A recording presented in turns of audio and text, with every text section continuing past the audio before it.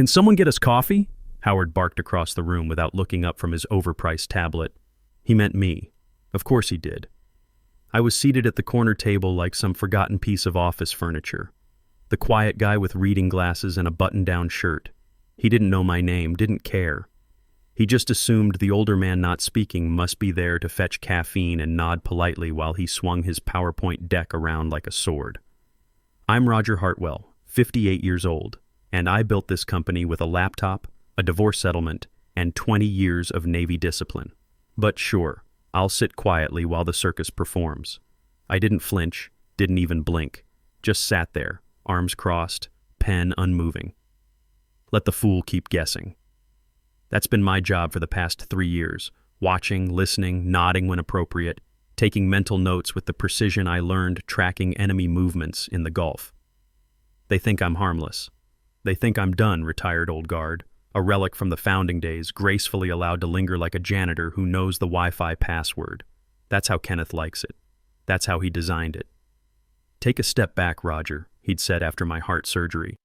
Let the new blood handle operations while you recover. Right, recover.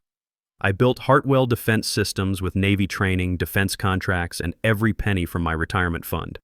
But sure, I'll sit quietly and recover while the clowns juggle Pentagon money. Howard strutted in 10 weeks ago like a rooster let loose in a henhouse, chest puffed, teeth too white, belt buckle shiny enough to signal aircraft, another consultant with a buzzword addiction and a 6-figure retainer. Kenneth introduced him like he was the second coming of Steve Jobs. He's going to help us scale, Kenneth beamed. He's cleaned up 24 companies before us. Cleaned up, huh? I checked. One of them went bankrupt. 2 were sued for fraudulent reporting. 1 turned into a crypto MLM scam with a podcast. But sure, let's hand him the wheel to our Pentagon contracts. They think I'm not watching, but I see it all. Howard's proposal to streamline legacy oversight didn't go through the board. Kenneth authorized a reallocation of stock options without a vote. A hiring freeze was implemented, and I only found out when my son Carl, our data analyst, was told his promotion was canceled. Not by HR, by Howard, through Slack. I guess that's how executive decisions get made now, via emoji and corporate speak. Funny thing about being underestimated in Texas business. You stop existing in their reality, which means you can move through it like a ghost. The junior staff talk openly in front of me. I've heard everything from insider gossip to which client accounts Howard wants to quietly sunset to make the books look prettier. The old shareholders are just noise, he said last Tuesday over lunch, holding a fork full of overpriced kale salad. We clean the cap table, rebrand, take it public, and poof, none of this founder baggage matters. Poof, huh? Cute word. Fluffy, like the look on his face is going to be when he realizes the baggage holds 65% of the company's equity through a trust he's too lazy to trace. I never sold my shares, never even diluted them. I let them believe I stepped back because I was tired. What I got tired of was watching egos wreck the thing I built from scratch while grinning like they invented sliced bread. I'm done watching them play checkers on my chessboard. Time to move my queen. The real kicker? Kenneth, my former Navy subordinate, the man I pulled out of a dead-end IT job and taught everything about defense contracting, has started avoiding eye contact in the hallway. His handshake's gotten softer. He's sweating through meetings. He knows on some primal level the floor is about to fall out. But Howard keeps strutting, still printing color-coded org charts like they're sacred scrolls, still patting Kenneth on the back like a frat boy on homecoming. Howard's first official team meeting was like watching a car crash choreographed by a theater major with an MBA. He rolled into the conference room in a slim-fit suit that looked vacuum-sealed onto his body, holding a designer notebook no one ever saw him write in. "Let's disrupt the status quo," he said, clapping his hands like we were at a TED Talk instead of a quarterly performance review. He pulled up a slide titled Refactoring Core Operations, as if he'd spent more than 9 minutes learning our company structure. He pointed at names, boxes, arrows, moved entire departments like Monopoly properties. No context, no history, just colors and acronyms. He turned toward me, standing right next to the whiteboard with that consultant smirk, and said it. And of course, Roger will continue helping with administrative logistics and scheduling coordination. Administrative logistics. The room went still for half a breath, just long enough for every executive present to register the insult and decide whether to react. Kenneth glanced my way, brief, mechanical, but said nothing. Not a word. stared at the floor tiles like they were suddenly fascinating. Howard was already moving on, talking about ROI synergies and operational optimization, probably inventing phrases as he went. I didn't speak. I didn't blink. I simply wrote one word on my notepad. Witnessed. Humiliation's a strange thing. It doesn't always arrive with yelling or confrontation. Sometimes it shows up like electricity in your spine. You feel it in your jaw locked tight so the words don't slip out. You feel it behind your eyes where you refuse to let emotion win. But I learned in the Navy that anger is a tool, and tools don't work when you're swinging them blind. So I smiled, I nodded, I even jotted something down like a good little admin. Then I went back to my office, closed the door, turned the blinds, and called Linda Crawford, my lawyer of 12 years. Activate the contingency file, I said. She didn't ask which one. She knew. You want me to draft the full resolution? She asked. Yes, the board one, and dig up the founder clause. A pause, then a soft whistle. It's go time. I looked out the window, watching Howard walk across the parking lot with his sunglasses on at dusk. Almost time, I said, but we're going to let the fish get comfortable in the tank first. The founder clause was buried in a 7-year-old board document, a clause Kenneth had forgotten about because I'd made sure he would back then. He was still hungry, still grateful. He signed anything I put in front of him, eyes full of trust. One of those things gave me the right to override executive leadership in a crisis, provided I had backing from 2 legacy investors. I already had 3 in my phone favorites. Howard was the match. Kenneth had doused the floor in gasoline over the past 2 years, and now I was holding the lighter. But first I needed to know how deep the rot went. Over the next week, I played the role. I brought coffee to 2 meetings. I emailed calendar invites like a good little admin. I even complimented Howard's strategic alignment memo to his face, which he'd clearly had AI right because it included the phrase scalable force multiplication matrix 3 times. But while I played secretary, I was also playing intelligence officer. I pulled access logs. I reviewed Slack threads, cross-referenced vendor contracts, and found 2 that had been rerouted through shell companies linked to Howard's college buddy, a guy who sells leadership retreats in the Berkshires. I printed it all, highlighted it, filed it in the folder labeled QIS, Quiet Internal Sabotage. By Thursday, Howard had begun referring to me as Mr. Roger in meetings, like I was his grandfather handing out hard candy instead of the reason this company existed. Kenneth never corrected him. He'd changed too. The Kenneth I mentored would have been mortified. This version, the polished, brand-conscious CEO who practiced his signature for investor letters, was either scared or complicit, maybe both. That night, I poured a glass of bourbon, opened my laptop, and began composing a letter to the 3 original investors. The subject line was simple, a situation you should be aware of. The attachment was 47 pages long. The last slide said, Proposed Leadership Realignment. I didn't need to warn Howard. He wouldn't see it coming even if I spelled it out in Comic Sans and stapled it to his forehead. Before the glass office and marble reception desk, before the interns with ring lights and job titles like Strategic Innovation Catalyst, it was just me and a broken air conditioner in a strip mall co-working space. The company back then didn't even have a name that stuck, just a buggy prototype cybersecurity app built by 2 caffeine-addled UT dropouts who couldn't balance a checkbook but swore they'd revolutionize military communications. They pitched me on a napkin during a veterans networking event. Everyone else walked away after 10 minutes. I stayed for an hour, not because the idea was brilliant. It wasn't. It barely worked. But the problem they wanted to solve was real, and I knew if someone older, meaner, and far more stubborn got behind the wheel, it could become something. So I wrote a check, not a small one. $320,000 to cover development, their rent, and ramen for 6 months. They offered me 10% equity. I said I wanted 45%. They laughed. I said, "You want the check or not?" They handed over the paperwork so fast I barely finished my bourbon. 2 years later, one of them had vanished into a polyamorous commune in Oregon. The other was threatening to sell the IP to a competitor because he wanted a Tesla. And me? I was still there, still grinding, still wiring money at 3 a.m. when the back end caught fire and we were 3 days from missing payroll. I quietly bought out the one who disappeared.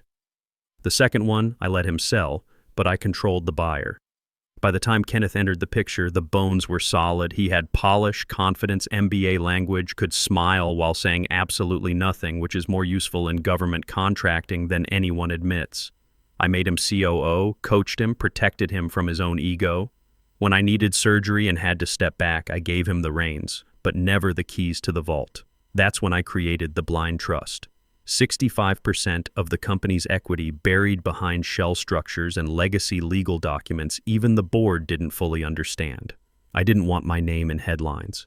I didn't want another tech veteran sob story on the cover of Forbes. I wanted control without attention. I wanted the power to disappear, but only until I needed to reappear. Then came the Pentagon cybersecurity deal. Our competitor had stronger code, a slicker demo, and deeper lobbying connections. But I had something they didn't: patience and a fake company. Hartwell Security Consulting was the name. I filed the paperwork, sent the RFP proposal under this advisory firm I created in Delaware, and made the pitch myself. Don't laugh, it worked. The Department of Defense signed a 5-year contract worth $35 million with Hartwell Security Consulting. A month later, the consulting firm transferred the service component to us, my company. Clean, legal, untraceable, unless you had the clearance to see through the filings. Kenneth called it a miracle. I called it Tuesday. I should have known even then his gratitude had an expiration date. When the money rolled in, so did the vultures. Consultants, advisors, strategic partners who'd never held a security clearance or solved a deployment problem, suddenly floating around like they'd always been here. Howard was just the newest in a long line of snakes. But at least his venom came with neon charts and sponsored LinkedIn posts. Now I was watching them circle the kill while the body still had a pulse and a knife in hand. I called Linda again the following morning. "Draft the board resolution," I said. "You want to initiate the clause?" she asked, already typing. "Not yet," I said. "Just prepare the packet and add the investor endorsements. I'll get the signatures." Kenneth finds out with everyone else. It started with a meeting I was never supposed to know about. No calendar invite, no hallway whispers, not even a slipped agenda item. Just a suspiciously locked conference room and the unmistakable scent of expensive cologne wafting down the hallway like a warning shot. Howard was inside, of course, holding court like the discount Gordon Gekko he thought he was. Kenneth sat to his right. A few mid-level VPs rounded out the table.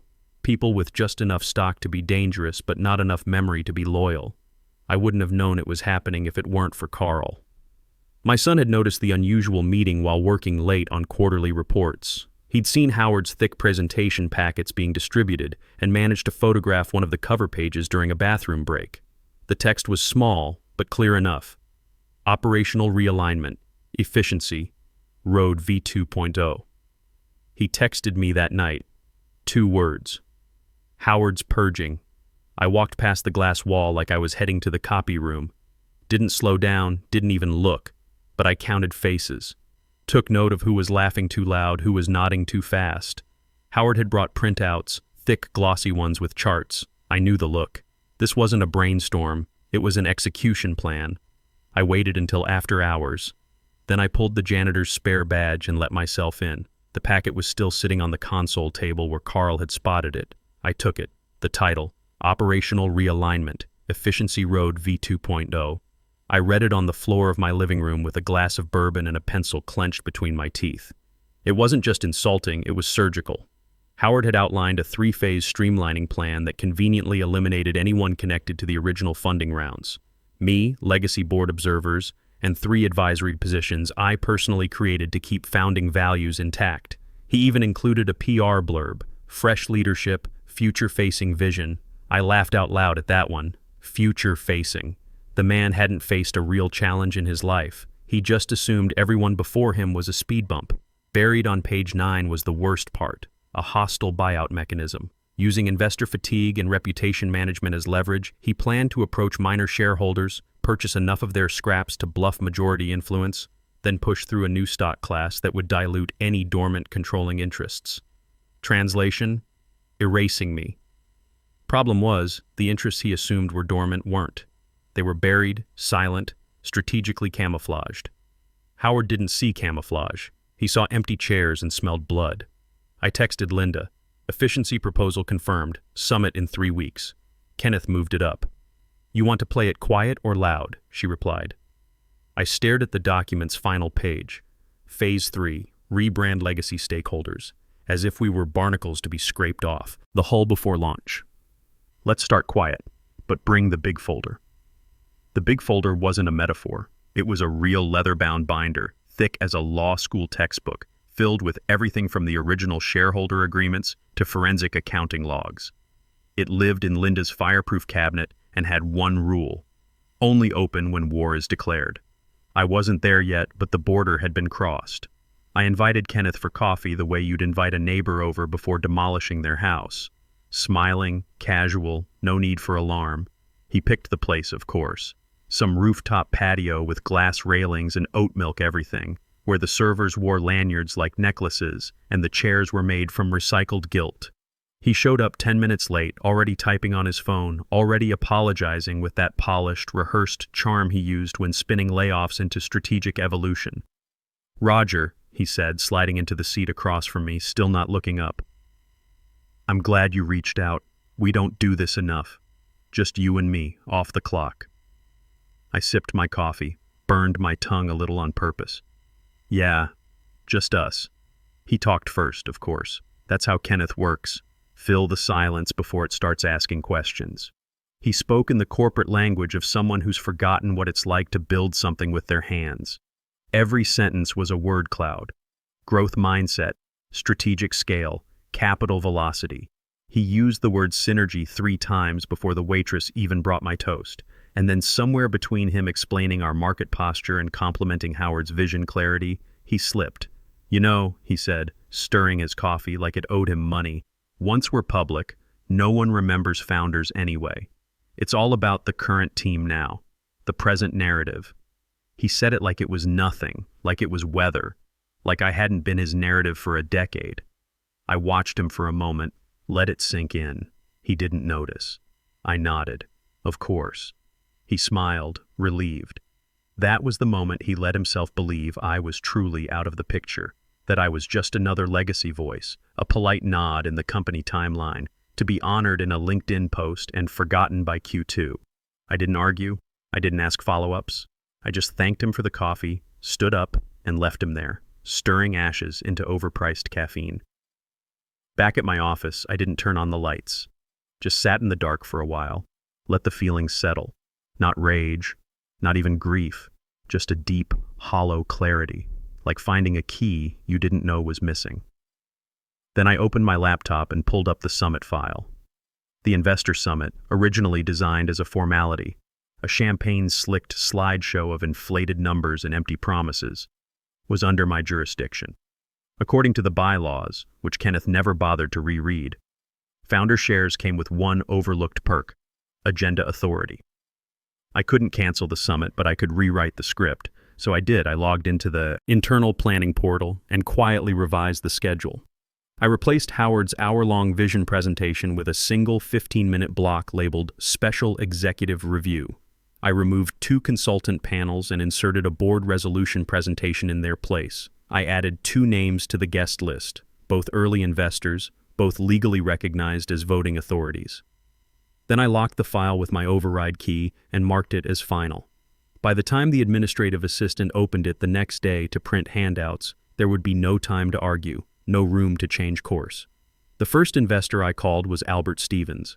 Albert doesn't do LinkedIn, he doesn't do press, he doesn't do anything unless there's a bottle of rye on the table and your pitch has fewer buzzwords than a highway billboard. Albert was one of our seed angels, old-school ex-Air Force logistics guy who invested not because he believed in the product, but because I did. When we hit our first cash flow panic, he wired $250,000 without blinking and told me, "Don't screw it up or I'll haunt your dreams." He answered on the second ring. "Roger," he grunted. "Someone dying?" "Not yet," I said, "but someone's about to wish they had." 10 minutes later, he was in. The second call was to Eugene Foster. Eugene made his fortune building supply chain software so reliable, Amazon tried to buy him twice.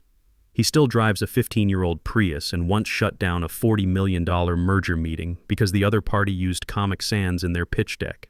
He's never once smiled at Kenneth.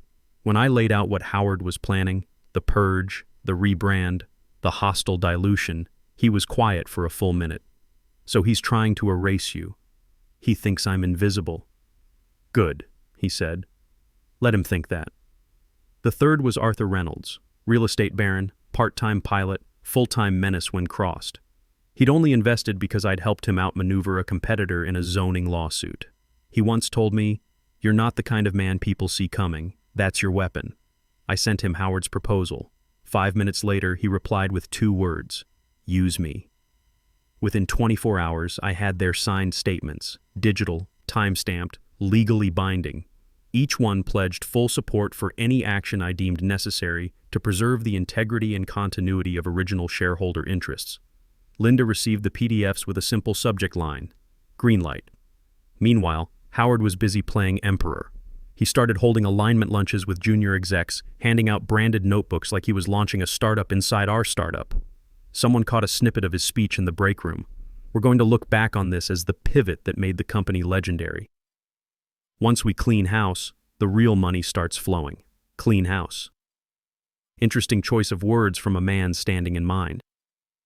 The ballroom smelled like money and desperation. Crystal wine glasses gleamed under chandeliers the size of submarines. Every chair was monogrammed, every napkin folded into some shape that probably cost a junior associate an ulcer. The floor sparkled with waxed marble, and the walls were lined with tall banners screaming phrases like "Next Horizon" and "Velocity of Innovation." No one in the room knew what those meant. Didn't matter. The visuals worked. That's all Howard needed. Servers in white gloves floated around with trays of champagne and tuna bites on seaweed crackers. A jazz quartet played near the bar, just loud enough to distract, not loud enough to offend. There were branded gift bags at every seat, and yes, Howard had included copies of his vision statement printed on thick cardstock with embossed edges. Kenneth was working the crowd, all charm and arm touches. You'd never guess he'd spent the last month dodging emails from half his board. He moved like a man who still believed his reflection. Every "so glad you made it" was perfectly timed, every nod rehearsed. But his eyes were searching the room for something or someone. He avoided mine. Howard had his own gravity. He floated in with sleeves rolled up just enough to say, "I'm casual," but still wore a Rolex that caught every beam of light like it owed him rent. Laughed too loud, grinned too wide, shook too many hands. When he passed my table, he didn't even pause. Just walked right past me like I was air. Or maybe he didn't see me at all. Good. That was the point. I sat in the back row, no name card, no folder, just me, my briefcase, and a glass of sparkling water I didn't touch. Around me, early investors mingled. Albert was at the far end, dressed like a retired detective on vacation. No tie, eyes like steel traps. Eugene had a tablet in his lap and kept glancing at me without moving his head. Arthur showed up last, late as always, sipping bourbon he probably smuggled in himself. One by one, they found their seats, eyes flicking my way. Just once, just enough. The lights dimmed. Kenneth took the stage first, all teeth and theater. Welcome, everyone. We're so excited to share our vision for the next chapter of our journey, a chapter built on excellence, efficiency, transformation. Applause, polite, hollow. Then he introduced Howard. The lights warmed and Howard stepped forward like he was accepting a Grammy. Behind him, the screen flashed an image of a mountaintop with a glowing sun because apparently success now comes with clip art. "Ladies and gentlemen," he began, "what you're about to hear isn't just a strategy. It's a revolution, a reawakening of what this company can be. Leaner, sharper, future-aligned." He spoke in the cadence of a man trying to hypnotize his own ego. Every phrase was a soundbite. Every slide was a flex. He showed graphs with arrows pointing up. Words like scalable ecosystem evolution and stakeholder harmonization. One slide literally read, "Disruption isn't coming. We are the disruption." He paused for effect. No one clapped, but he didn't notice, or didn't care. Then came the dagger. He clicked to a slide titled Legacy, Stakeholder Optimization. In 5 bulleted phrases, he outlined a plan to restructure the cap table, streamline passive equity, and future-proof governance. It was coded language, but anyone paying attention knew. Purge the founders, cut the original investors, repackage the company with a prettier face for Wall Street. I felt the heat rise in my chest. Not anger, not anymore. Readiness. I looked to the side. Albert's brow twitched, his version of a smirk. Eugene scrolled his tablet once, then locked it. Arthur took a slow sip and raised one eyebrow at me like a poker player laying down a straight flush. They were ready. The Q&A portion began with softball questions. How would his plan affect burn rate? What were the anticipated staffing adjustments? Howard answered each one like he was auditioning for a TED Talk in a city no one visits. He used his hands a lot, as if gesturing added credibility. He was on a roll, grinning like a man who thought he'd just won the game before the final whistle. And then it happened. One of the junior VCs, young guy, maybe 30, all gelled hair and debt-fueled confidence, raised his hand and asked, "Who'll be leading implementation of these changes?" Howard gestured toward Kenneth and himself. "Leadership transition will be handled by executive consensus with advisory input." He paused, scanning the room for approval, then tilted his chin toward the back. "And we'll also rely on some administrative support," he added with a smirk. "Like Roger back there." It was a punchline. The room gave a collective shuffle of awkward limbs. Some looked at their shoes, others glanced at Kenneth. Kenneth chuckled. Just a little breathy thing like it didn't mean anything, but it meant everything. That sound broke the final thread. I didn't react. Not at first. I just rose slowly, precisely, and picked up my briefcase. My footsteps didn't click. They thudded. 3 beats across the floor, each one pulling the oxygen out of the room like a vacuum. I reached the double doors and, without breaking stride, turned and closed them behind me. Not a slam, just a deliberate, echoing click. That sound made Howard falter mid-sentence. I kept walking past the consultants, past the VCs, past the executive row with their pale knuckles and parted lips. When I reached the head of the table, I placed the leather folder down with care. I didn't open it. I looked directly at Howard, then at Kenneth, then at the rest of them, and I said, "Because I own 65% of the company." You could have heard a heartbeat hiccup. No one moved. No one spoke. Someone dropped a pen. It rolled off the table and kept going all the way to the wall. No one bent to pick it up. Kenneth turned gray. Not pale, gray, like his soul had short-circuited and yanked all the pigment with it. His jaw moved, but no sound came out. Howard tried to laugh. "Wait, what?" I opened the folder. There, in neatly stacked sections, was the truth. The blind trust confirmation with my name in legal black ink, founder. Clause signed by Kenneth in 2017. 3 signed letters from early investors endorsing my authority to remove executive leadership. The contract showing that Howard's restructure violated federal funding provisions and risked voiding our most profitable agreement. And finally, the board resolution to terminate both Howard's advisory contract and Kenneth's CEO role, effective immediately. I didn't raise my voice. I didn't shake. I simply looked around the room, calm as still water, and said, "Your presentation ends here." For a full 10 seconds, there was only silence. Heavy, dense. No one dared breathe loud enough to break it. Then I slid out the majority ownership disclosure. 43 pages showing the chain of custody from the original equity agreements to the blind trust to the shell entities to me. Line by line, signature by signature. No gaps, no doubts. "You, Roger, this..." "We agreed you were stepping back," Kenneth stammered. I cut him off with the sound of paper hitting wood. "This is the Pentagon deal we won under Hartwell Security Consulting. Page 12, Section 5. Any unapproved restructuring of executive governance voids the contract and triggers immediate audit." Howard tried to laugh again. This is dramatic, but you can't just walk in here and... I pulled out the final document. Board Resolution 9B, Executive Termination Authority, signed by me, endorsed by Albert, Eugene, Arthur, stamped with the full legal weight of our operating agreement. "You've been nullified, Howard," I said. "As of 10 minutes ago, your contract is terminated. Your access to company systems is revoked. Security will escort you out as soon as this meeting ends." He opened his mouth. Nothing came out. Just a wheeze and a small, embarrassed choke. "Effective immediately," I said to Kenneth, "you are relieved of your position as CEO. You may remain in the room, but you will not speak on behalf of this company again." Kenneth's voice broke. "Roger, please.